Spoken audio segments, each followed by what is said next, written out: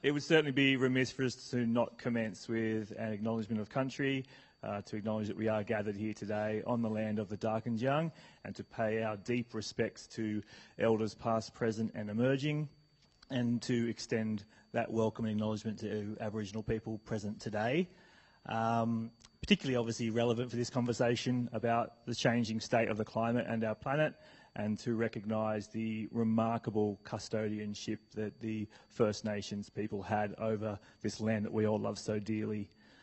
I've particularly chose this seat because I don't want to get too distracted by the ocean. I'm an ocean guy, but as we know, the ocean and the climate are just inextricably linked. So very excited about this chat today. How are we feeling, team? We're all grounded. We're back to earth. We're present. Awesome.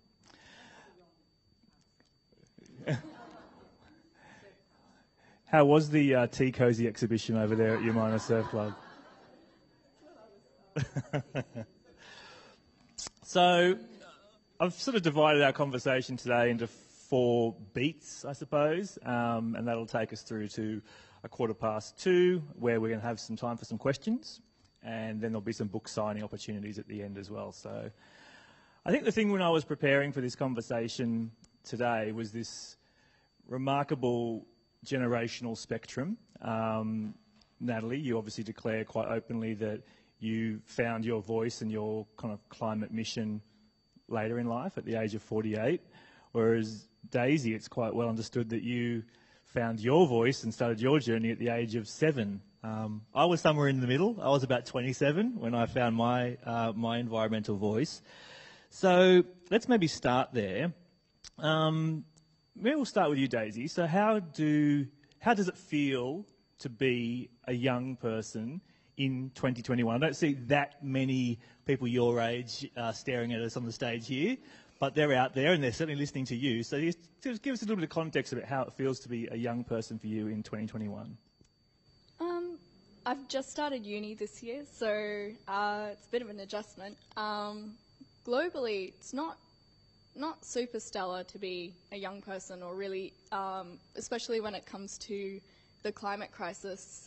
The last couple of years in particular have been, the last year and a half has been a major struggle with the climate movement needing to move online due to, the need to keep everyone safe. So that, I think that's been particularly stressful as a young person, but we're starting to see these breakthroughs in the courts. So for instance, there was a court case that was filed on behalf of a bunch of kids who I knew from the youth climate movement, and it was against the Federal Environment Minister, Susan Lee, and basically what the court found was that the minister has a legal duty of care when it comes to making environmental approvals on projects for the children of Australia. Yeah, it was pretty amazing. And, while that was incredibly important, the other statistic that came out of that case that I found really quite distressing, but also quite groundbreaking to have admitted in court, an expert witness gave an estimate that young people could, that the climate crisis could cost young people up to $245,000 during their lifetime. And that was quite a conservative estimate because it didn't include health impacts. And that estimate was introduced, and then it wasn't contested by the judge, nor was it contested by the federal government's legal team, which means that it's really commodified the repercussions of climate change on young people. And that's a statistic that's an estimate that I would like to see used a lot more publicly, particularly in the lead up, in a potential election year, in the lead up to an election that is incredibly critical in deciding whether Australia gets the climate action that it needs or not. But yeah, so a bit stressful to be a young person, but I think it's a bit stressful to be anyone right now. So yeah. Certainly is if you open your lens up, I suppose, to the science and the knowledge and let that seep in to yourself. That is remarkable, though. We see so much angst and anguish among young people already with what they're up against, being priced out of the housing market, but there's just been a court decision that says, acknowledges $245,000 a year of additional costs on young people in the face of what they'll endure in climate context. Wow. Natalie, how does it feel like knowing that your children and a reckoning of yourself was a big part of your journey? How does it feel to hear Daisy talk about how it feels to be a young person in 2021? Well, just listening to Daisy and all the other incredible young people today, they're leading this climate movement. Like, they are leading it, and we're the ones, lifting our game because of you, Daisy, and because of all the hundreds of thousands, if not millions, of young people that are finding their voice and making it loud and making the rest of us listen and, demanding government action. And I think that, that obligation and that responsibility on us all, this is we're in the middle of a climate crisis. It is affecting us all, but it is what we leave our children. And I've just become a new grandmother. I have now 3 grandchildren, and one is 1 week old.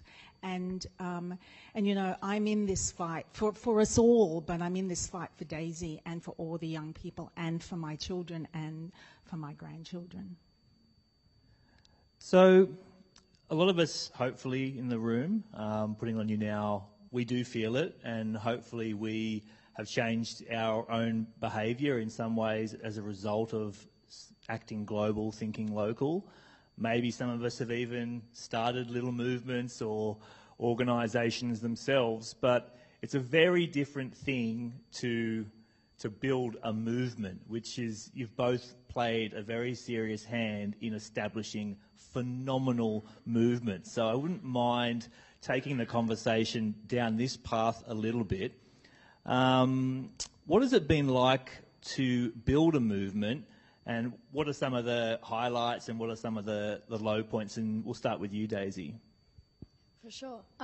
Look, I joined the School Strike Australia movement just as it was getting started. So the first strike was in November 2018 in Sydney, and I didn't organise that one. I actually attended with about 40 people from my school. I sort of nagged and dragged people out of the building, and because our school campus was only 10 minutes away from where the protest was meant to be held, and I just remember getting to just around the corner, and there was this deadly quiet, and I was so scared. My heart was beating really fast because it was a cause that I cared deeply about. And I thought, well, what if no one has showed up? Like, what if this is... I was sort of thinking, if it's 500 people, I'll be happy. But then we turned the corner, and it was, a sea of sweaty, disgusting, loud teenagers and some primary school kids, with placards, waving high in the air. And there were, I think, over 5,000 that day. And, since then... And it was something afterwards that I immediately knew I had to get involved with, and so I got in touch with the organisers, and it sort of rolled on from there. And it's really not been an easy process, because as a kid, there are a lot of older people who can give great advice, who have this great experience, but you also have people who look to exploit young people for their agenda. And we dealt with a lot of that. We also dealt with a lot of people who really didn't want to give us a seat at the table in these discussions. They thought, oh, it's cute that the kids are demanding climate action, but we don't really want them here. We had a lot of politicians who were very keen on a photo op and a 2-minute discussion, one-sided discussion about how great they were on climate and how our dreams were just unrealistic. And through it all, I was a small cog in a large group of incredible young people who were doing this on top of their schoolwork, on top of everything that was already going on in their lives, to really persevere, to, you know, take up space in a room with people twice their age, who really didn't want to hear them, didn't want to see us. And through that, you know, we built a large coalition of, you know, people from all walks of life in support of the science. And that really, like, the biggest culmination of that sort of work was in 2019 in September in the massive climate strikes around Australia, and we had over 300,000 attendees across the country. And now that is seriously one of the biggest protests in Australian history. As a population, we don't really pride ourselves on being political. And I saw a lot of people that I would have never expected to see together in a room, let alone at the same protest together, fighting for the same cause. You know, we saw corporate Australia come along, we saw the unions come along, we saw, although this is still a fair amount to do on that side of things, and that it really proved to me that young people could do anything, and it also was a huge demonstration of the population's support for ambitious climate action. And I think, you know, unfortunately, talking about setbacks, I experienced massive burnout after those protests. I mean, when the country started going up in flames, the 25th Conference of the Parties took place, which is like where they decide on things like the Paris Climate Agreement, and every 5 years they raise ambitions, so that's when those big agreements occur. And I was there in 2019 in Madrid, the year before a big agreement was due to take place. And I was there with a bunch of other young people, and Angus Taylor, the Energy and Environment Minister, was there, and as well as a bunch of other government delegates. And Australia was just embarrassed on the world stage. We were ranked near the bottom in terms of climate action. It was just absolutely abysmal. And it was particularly as a young person, and I think for a lot of people who had been working incredibly hard to get politicians to act on the science, felt like we were hitting a brick wall. I mean, what else could we do? We'd gotten 300,000 people out into the streets. The country was burning, and yet here we had the Deputy Prime Minister in Australia only just ready to admit that maybe climate change is real. So it sucked. And as someone, like, I was going into my HSC year, I was just sort of going, well, what is the point? Like, nothing we were doing was working. The harder we worked, the less it felt like anything was happening. And I have only, the burnout was to such an extent that I'm still recovering from it. Really sent me into a spiral, especially it really wasn't aided by us heading into a pandemic. And yeah, so it's just like, and a lot of young people and a lot of people in this fight and a lot of people who are not actively in the climate movement have also been experiencing this sense of burnout, this sense that no matter how much people do, no matter how much support is expressed for something, nothing is being done. And I think that's a real process of recovery that people are only starting to go through. And that we're seeing, you know, we are seeing stronger and stronger support, particularly legally, for ambitious climate action every day. And so that's something I look forward to. And I think for a lot of the people who've built this movement, because the climate movement was around for a long time before Gen Z got involved, we've just sort of managed to make it huge. And I think for a lot of us, it's a real life's work because we see this fight as going on for our entire lives. We are nearing a point of no return. And something that I particularly encourage is that it's not young people dominating the climate movement, is that it's an intergenerational push for climate action. And so we need everybody to get involved and to lend a hand. So yeah.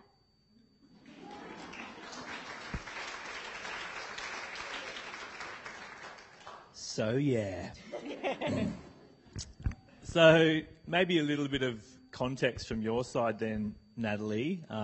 First of all, I was at the Sydney climate strikes in 2019 and they were just amazing. I can still get the chills down my spine when I think back to it, and purely very emotional experience as a seasoned environmentalist. I think I completely blacked out that day. Like, I don't remember a thing. It just, once we had the numbers, my brain just went, cool, we did it, done.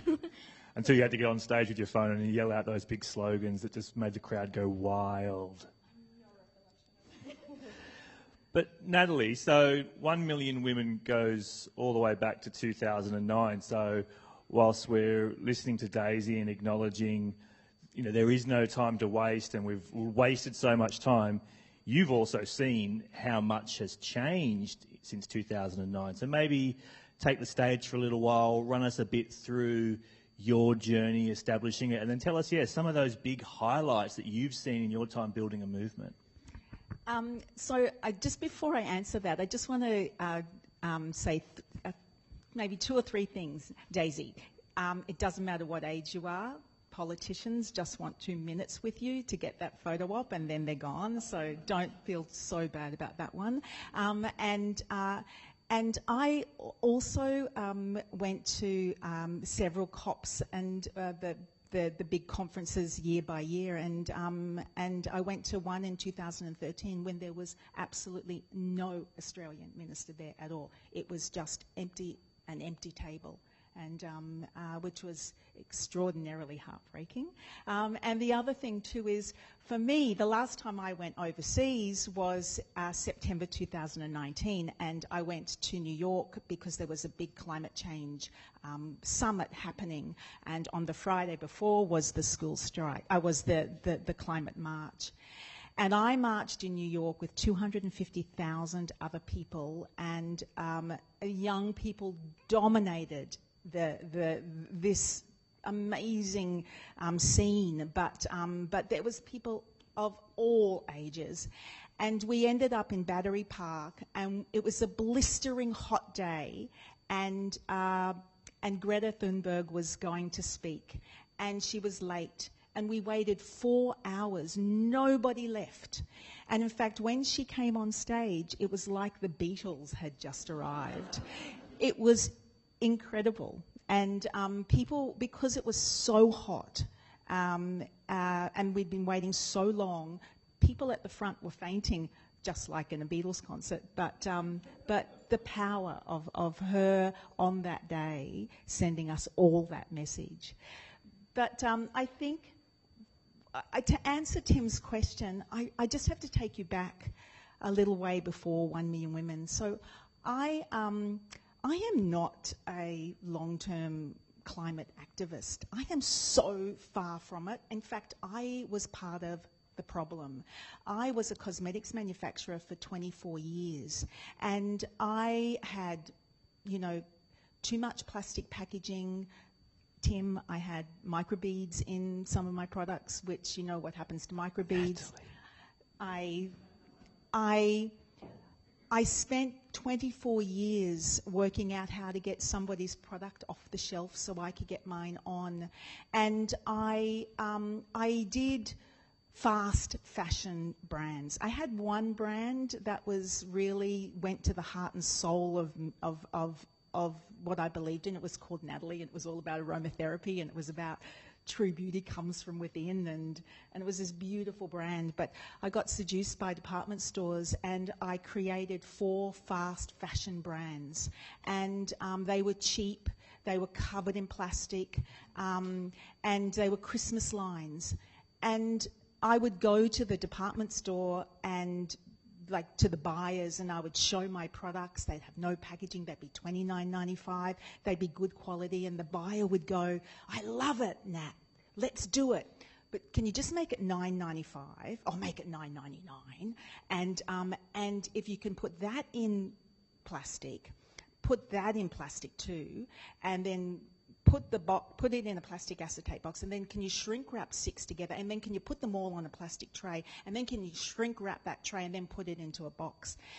And which I did.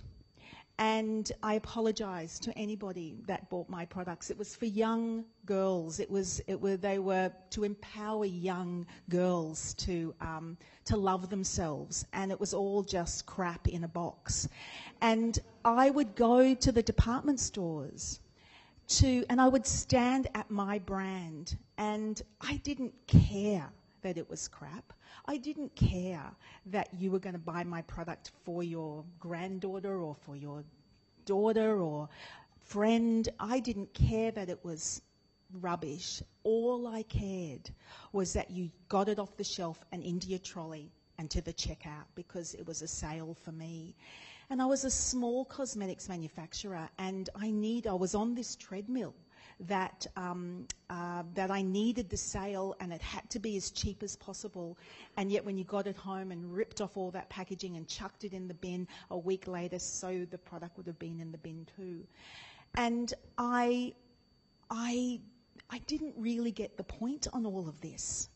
I understood climate change, and I could kind of talk about it around a dinner table, but I could leave the dinner table and just carry on business as usual. So there was this real deep disconnect about, being able to chat about it, but actually understanding it in your heart and really understanding that we are all powerful and everything we do shapes the world. I did not get that at all. And yet anyway, the thing is, I had this epiphany, and it was 2006, 2007, and I don't know, how old were you then?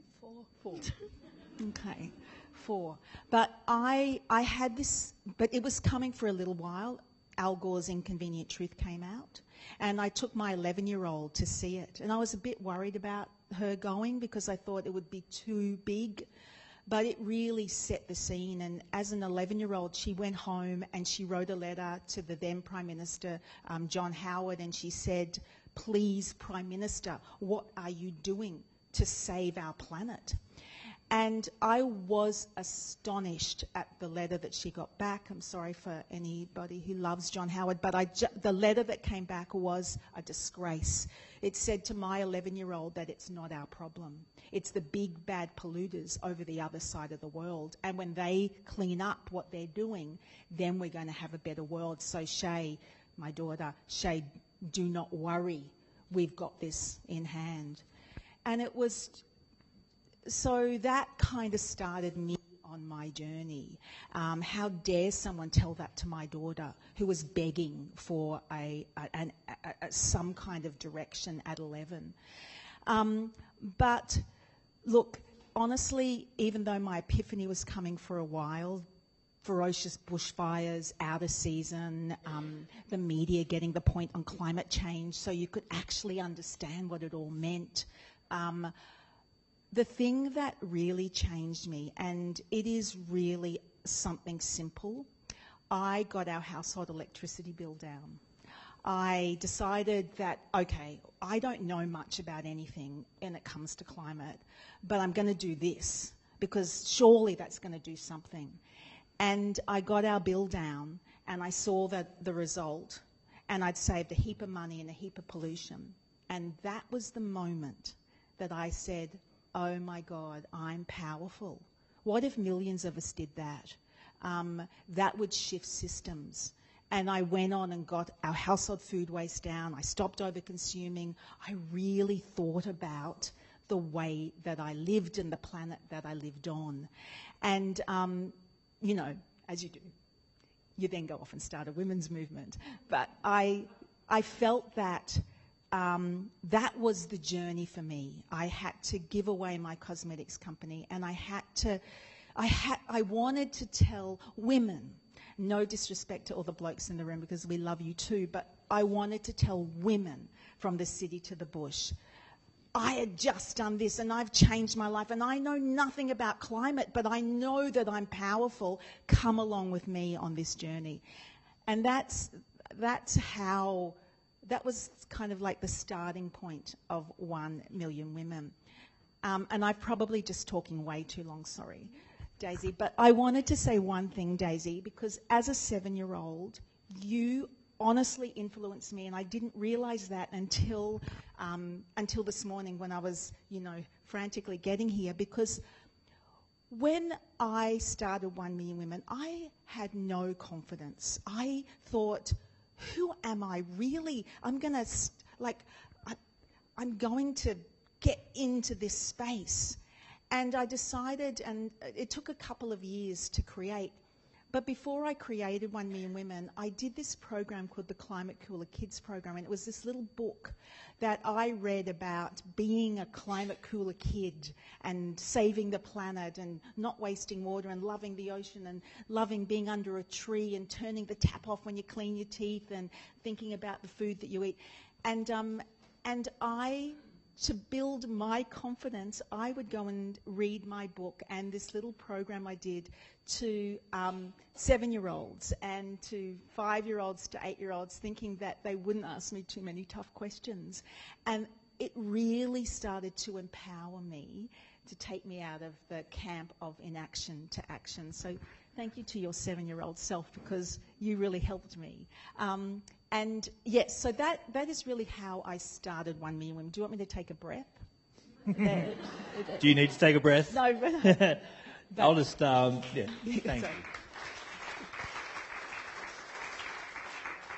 I suppose I'll just say that, one of the brilliant things about your book, Natalie, is that it does include so many of those things that everyone can do to contribute. So if you're listening to this and thinking, oh, well, that could be me, but I wouldn't know where to start, then this is a pretty good place, as is 1 Million Women. But, I guess where we were taking that conversation was the success of the movement that you've created over the last 12 years. Is there any sort of particular highlights that you really think are things that you kind of look back and go, wow, that was pretty phenomenal that I was able to do that? Well, last week we pushed through 1 million on our Facebook channel, which was a pretty good number, because honestly I've been trying to get to 1 million on one of our platforms over the last 10 years. So 1 million followers was a pretty good milestone to reach. And I think that thinking about, so what we do at 1 Million Women is we focus on how you live. We focus on the big, the big themes that are really contributing to climate. And we focus on food waste. Food waste, we're a country, it would be the 3rd largest emitter of greenhouse gases in the world. Fashion is a huge polluter. We talk about sustainable travel, and we do all the behavioural stuff, which I can talk about later, but we also move you to using your voice and your vote and marching in the streets and putting pressure on politicians. But I think that probably when the first big moment for 1 Million Women was in 2013, when we won this United Nations award.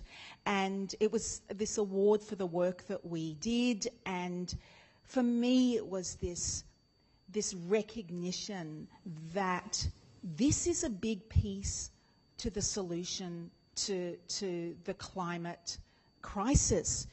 We have to march in the streets. We have to put pressure on politicians. We have to vote for climate. We have to do all that.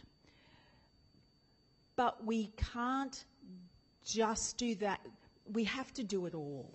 We have to live climate action. So we have to marry the two of fighting for climate justice and living climate action, because if you're living an life filled with overconsumption and full of plastic packaging and fast fashion and all food waste over here, and fighting for it over here, then this isn't aligning with this.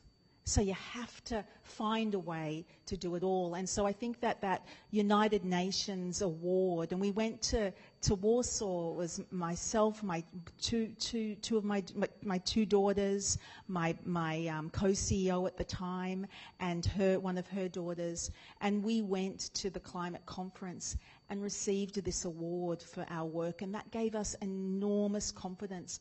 But to something that, you know, you said, Daisy, and something that I read about, you know, how you like the confusion and the complexity of the climate change conferences, and, you know, when you get there and you see that there's an empty table and that your minister is not there, and you're there, but there is no one from Australia fighting for us. And then you look in the plenary session and you're sitting there listening to country after country. Actually, it was what I found really interesting to see was just how bold fossil fuel corporations were at that conference. Like, the one I went to was quite literally being funded by fossil fuel corporations. And there were lobbyists everywhere.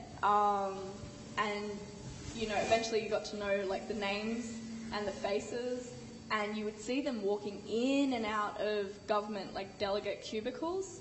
So it was just, that was something that was particularly alarming. But just as far as, like, marrying the two of living, you know, individually, sustainably, and fighting for climate justice, I think it's important to also acknowledge that no one's perfect and that these options are not accessible for everyone. Like, I'm not perfect by any means. I mean, I'm a first-year university student living on campus, and I'm, you know, sustainable to the best that I can be, but I'm certainly not perfect. I mean, there'll be times when I forget my keep cup, and there are, you know, other times when stuff that I'm getting, particularly when you walk into, like, Coles or something, which is, you know, the Coles or Woolies are, you know, some of the most affordable options for everyone. You walk in and it's virtually impossible to buy something that does not have some sort of plastic packaging on it. So if you can, and if you have the capacity, the time, and you can afford it, I think it is absolutely crucial that you dedicate that time to living a more sustainable life, and I think it really does wonders for you. But if you're not in a place where you can do that, you know, finding the ways in which you can reduce your carbon footprint you know, is an incredibly important thing to do. But also, you know, it's also equally important to note that I think it's 100 corporations are responsible for 70% of emissions worldwide. So it's that fight for political action on climate, I think, for me at least, is the biggest fight, but the fight that you're leading, particularly in terms of individual sustainability, but also empowering people to find their voice and use it, is just amazing, and I really admire it. And I've been reading the articles on the website, so yeah. I think it's such a good point that you raise, that none of us can be perfect, and we shouldn't wallow in guilt about it, and it really is the way that we work at 1 Million Women. It's this, because for me it was just this little thing that I got my electricity bill down, and so we say just do one thing. If that is all you can do, just do one thing. But let that one thing be something that you see a result from. Let it pull you through, because one thing, when you see a result, it really empowers you, and then you do go on to the next thing, no matter how small it is. Feel empowered by it and let it move you along. And I think that, you know, thinking about, you know, what is the purpose of 1 Million Women? What is our role in all of this?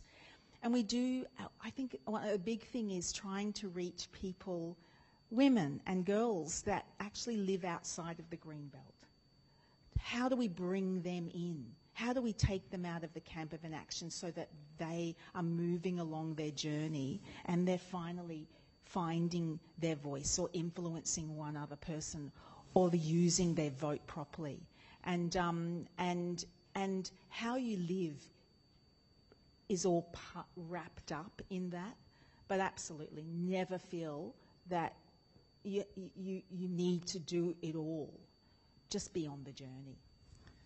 I think from my own personal perspective, and I'm sure many of those people who are followers and supporters of Take 3 and many other initiatives, you adopt that behaviour change or you make that shift as a bit of a protest. Like, you take it into your own hands and say, well, you know, I didn't put that bit of plastic there on the beach, but that's not going to stop me from being the one to pick it up and remove it, or to take your reusable vessels and things. So on that subject of protests, segue, let's just go there. I mean, it's 2021, federal election is imminent in the next 6 to 12 months.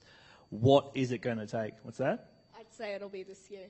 This year? I'd say it's most politically advantageous for the federal government to go this year. It wouldn't really make sense for them to do a full term. So let's go there. What's it going to take to get meaningful climate action on the eve of the next federal election? It's going to take everybody. Look, we are, you know, suddenly the school strike protests. So as a university student, I no longer want to take up a space that I feel should be led by school students. I'm working on other campaigns to do with climate now. So as those protests start up again, we actually really need a more, as I said before, a more intergenerational push. So we need each generation getting involved in this fight, be it at a local community level or a national level. And I think local is incredibly important right now. That people are, and I know it gets said so often, but to start these actions at home, you know, and it also comes with getting in touch with your local MP, making your voice heard, and the other thing is that voting for a candidate who will be strong on climate is crucial. So at the moment we have a federal government that is, excuse my language, shite on climate, and we have a federal opposition that is incredibly weak.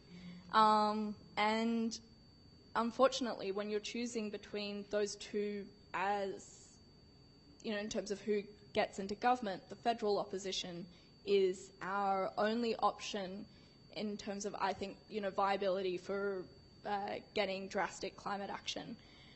Whereas this federal government is very resistant to. Yeah, you will have noticed there's been a sudden shift in their political rhetoric. They've shifted from coal to gas over the last year or so, you know, talking about a gas-led recovery. And what we're seeing, and I think the other really important thing, is that the Labor Party mends its relationships with people working in the fossil fuel industry, with workers. Because there seems to be this sort of inaccurate myth that somehow workers and corporations are aligned in the fossil fuel industry in terms of their want to keep coal going on forever. There's an understanding now that the coal industry is, you know, that its life is not indefinite, that it is suddenly finite and it's coming to an end.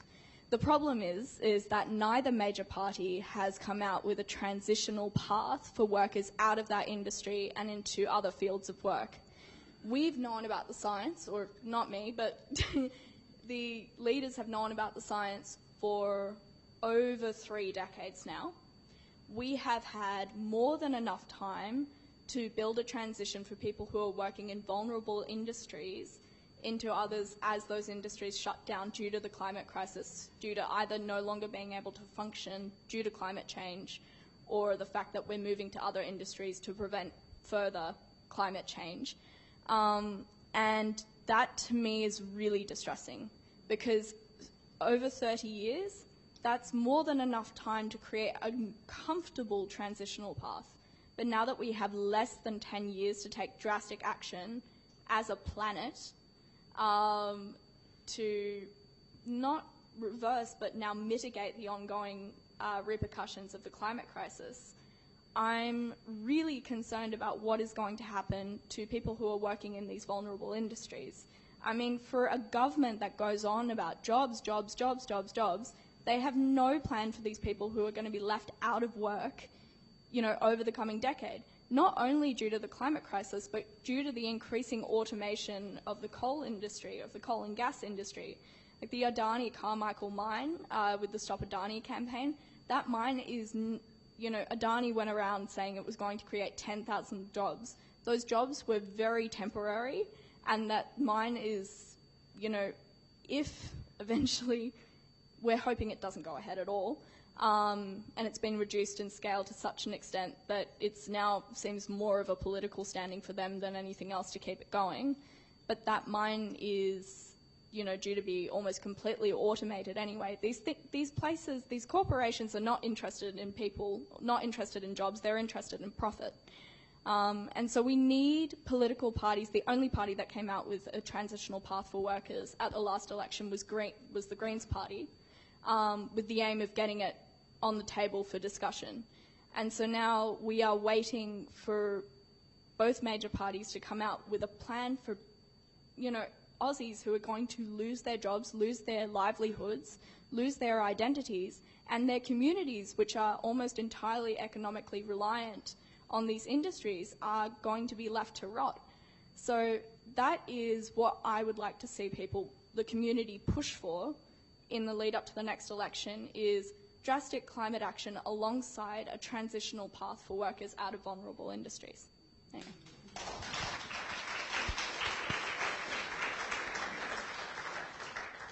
Nice work, Daisy. We're getting pretty short on time, so Nat, over to you for a quick few thoughts on what needs to happen in the lead up to the next election to get climate action. Honestly, I don't think I could say it any better than or different to Daisy. You're just absolutely spot on.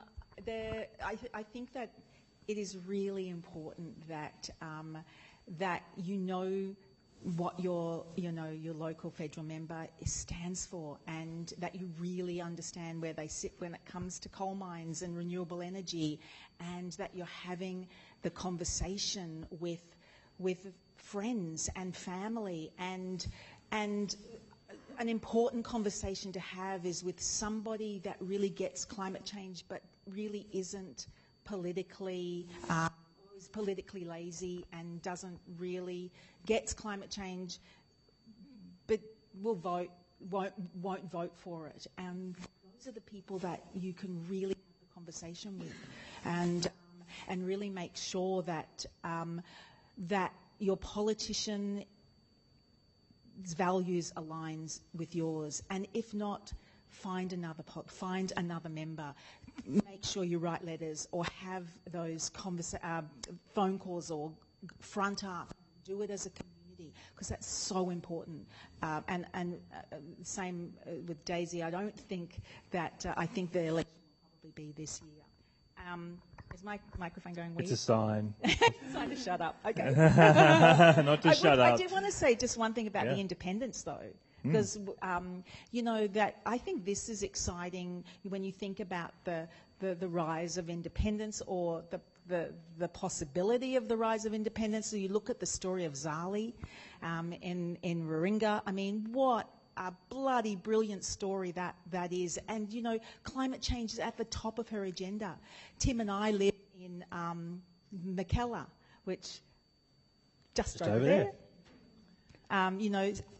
I Googled Mackellar the other day, and it said, safe Liberal seat like all of the northern beaches. Ooh. I think they should have to change that. Yeah. But the same thing is happening in other electorates where there is, where we're flushing out an independent that would put climate change at the top of the agenda. Okay. Hopefully everyone today has felt a little bit of fire in the belly from our climate change makers. I know I have.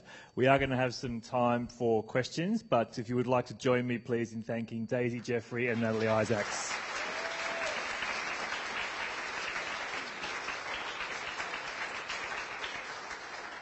Okay, I see people with microphones, and I'm assuming the protocol is up with their hand, and keep your questions nice and brief, please, and direct them to either Natalie or Daisy. You can have my microphone if you like.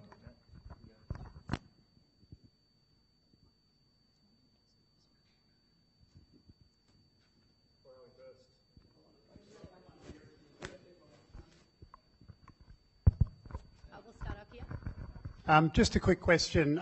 Politicians move incredibly slowly. I get the impression if you can't kind of get them to move, go around them. Does the action of business give you hope? for a better future. With things like, changes to the way super funds are behaving, the way B Corps are happening, the transition of renewables from big companies like Telstra, and is there hope in that side of the world? Yeah, I mean, my super fund is Future Super, and they're invested in climate action, and they were actually really instrumental in getting businesses on board in the lead up to the 2019 climate strike. So I'm hugely grateful for that. I think it's really interesting to see that state governments and business are actually moving at a faster rate than our federal government. And that does give me some hope. I would like us to be moving a lot faster. But it is a good sign, and you're seeing that quite a few business leaders, because it is in people's best economic interests, really pushing for more ambitious climate action.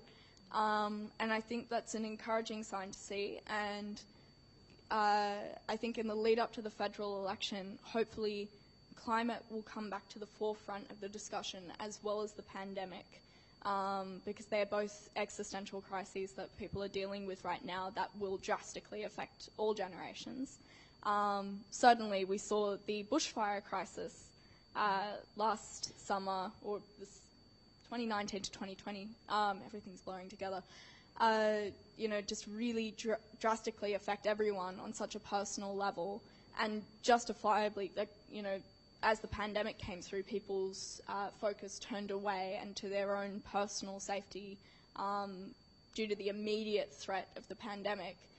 The problem is that the climate crisis is also an immediate threat. It's not, it's not a futuristic thing. It's impacting everyone right now.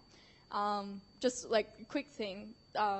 Sorry, I know this is not really answering your question, but the Royal Commission. So it was, I think just over 30 people in the news during the fires were reported as having died due to the fires.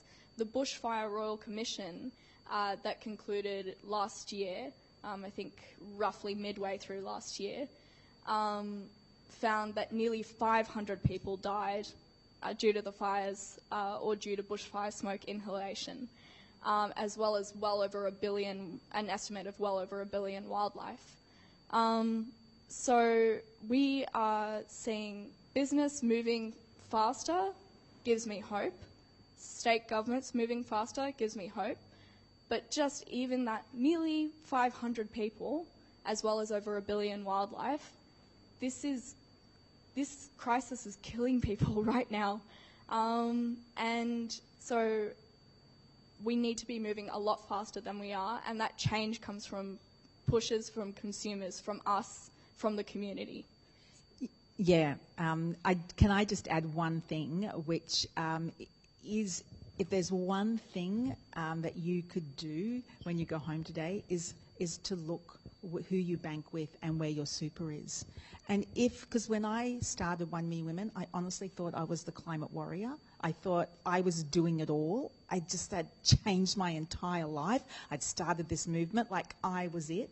And then it was 3 years in, or even 4 years in, before I realised that actually my bank and my super fund were investing in the fossil fuel industry. And so you really need to make sure that who you bank with, where your money is aligned with your values. And if they do invest in the fossil fuel industry, switch as fast as you can. It's a big thing you can do. Tell them why you're doing it. Exactly. You both mentioned the lack of a plan for transition from to renewables, and the amount of job losses that will need to be sorted. Robin Denham, the Australian-born head of Tesla, was here recently and said it can be solved very easily. We could go 500% renewables with solar and wind, and rather than transport huge amounts of bauxite and iron ore and whatever overseas, we could be processing it here at 5 times the margin, and it would produce the jobs, far more jobs, in either installing the renewables or in the processing part of it. Way more jobs than are currently available in digging up, things from the ground. What do you think of that? Well, that's right. It's obvious, and it just, you cannot believe that we have not embraced renewable energy at a pace like at lightning speed. You just cannot imagine why. Like, I don't even know what to say to that, because that's right. It's Telstra is an interesting case because, electric vehicles, I think, changing transport, but also just the statement that was made, that's accurate, but also Telstra and, basically all of our devices are, reliant completely on lithium batteries. And, corporations such as Tesla. So Australian. I hate Telstra. So heavily reliant on those batteries, and lithium is a very finite source. And there was a Future Women's conference a while back this year that an AI expert, Kate Crawford, was speaking at, and she was talking to the danger of our over-reliance on lithium and how it is a finite resource, not only finite, but due to run out quite soon. So it'll be interesting to see what Tesla does to combat that destination in the future. But, yeah. I was just thinking about how many jobs in the, in tourism in the Great Barrier Reef. I think it's something like 60,000. It's 60,000 jobs, and compare that to, say, Adani, which I think in the end it was something like 1,400, was it? But yeah, and you compare the two, Last question down the back. Daisy mentioned the cost that came out in the recent court case to young people in the future if we don't take climate action, but you said that it did not include health costs, and I was wondering whether there's good information out there about the health costs to our young people in the future, and not just economic costs if that information is available, but the human costs, like the risks that you, Daisy, and Natalie's grandchildren face if we don't take action in the next 10 years in terms of health specifically. Look, I don't know any specific estimates surrounding the cost, like monetary cost, but I do know that a lot of places, like, particularly in Sydney, the outer suburbs of Sydney, particularly Western Sydney, are going to become increasingly uninhabitable. We're already seeing temperatures, I think maybe we did reach 50 degrees at one point last year. Yeah. So it's increasingly uninhabitable, and we also, we know that this does not impact everyone equally. So young people that start off at a more disadvantaged position in life are far more likely to be drastically impacted by this crisis very early on.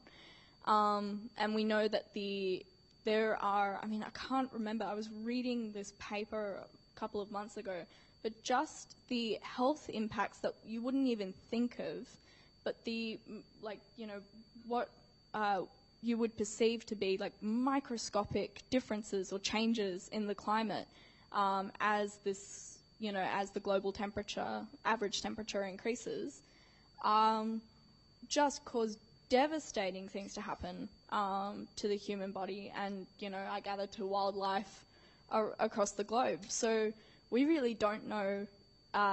We have an idea, but we actually don't know anywhere near to the full extent of the harm that this is going to do to current generations, to the kids that are being born now, to people my age, to the generations to come.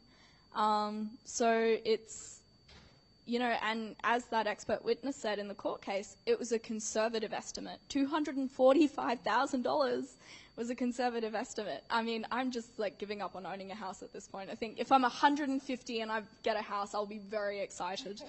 So